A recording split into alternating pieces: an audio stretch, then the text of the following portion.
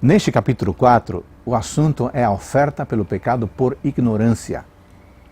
Trazer uma oferta pelo pecado significava que um pecado havia sido cometido. Ao trazer a oferta pelo pecado ao santuário, a pessoa estava literalmente trazendo o pecado representado por ela e pelo qual devia se fazer expiação. É importante, amigo, que você saiba o seguinte: as várias palavras usadas na Bíblia para definir e descrever o pecado contêm pelo menos os seguintes conceitos. Número 1. Pecado é desvio de um padrão definido, transgressão da lei de Deus, 1 João 3,4. E não importa se o desvio é acidental ou intencional. 2. Pecado é falhar em atingir o alvo da perfeição. O pecado é como uma flecha que não atinge o alvo. O arqueiro pode ter feito o melhor, mas não retesou o arco com força suficiente para a flecha atingir o alvo. 3. Pecado é desobediência. Desobedecer é possível somente quando se tem conhecimento da lei e de sua transgressão. Há graus diferentes de culpa na desobediência e Deus certamente considera isso. 4. Pecado é ofensa contra Deus.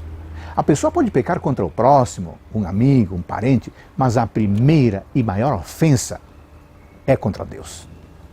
Amigo, esses conceitos mostram a gravidade e a complexidade do pecado.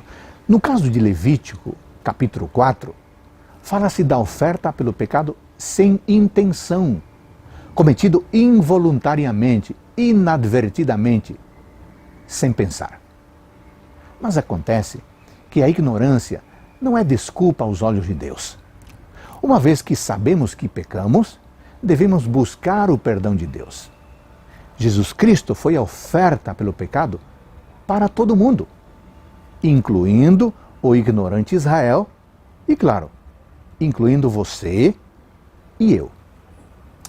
Pense no seguinte: o mesmo pecado cometido por pessoas diferentes não é igualmente pecaminoso. Por quê? Porque a luz, o conhecimento, sempre traz responsabilidade diferente.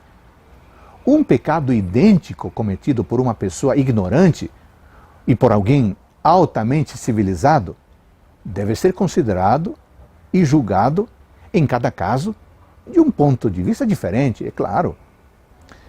A leitura de hoje nos faz entender que a seriedade da culpa variava com a posição e a informação de quem pecou. O pecado de um sacerdote era considerado mais grave do que o pecado de um líder ou de uma das pessoas comuns do povo. Como representante do povo diante de Deus, o pecado do sacerdote imputava culpa a todo o povo.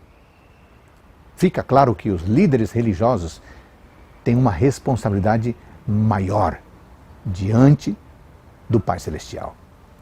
No caso explicado por este capítulo, a pessoa que trouxesse uma oferta pelo pecado estava reconhecendo que essa pessoa pecara involuntariamente, por fraqueza ou por negligência. Estava buscando perdão por seus pecados e também limpeza cerimonial.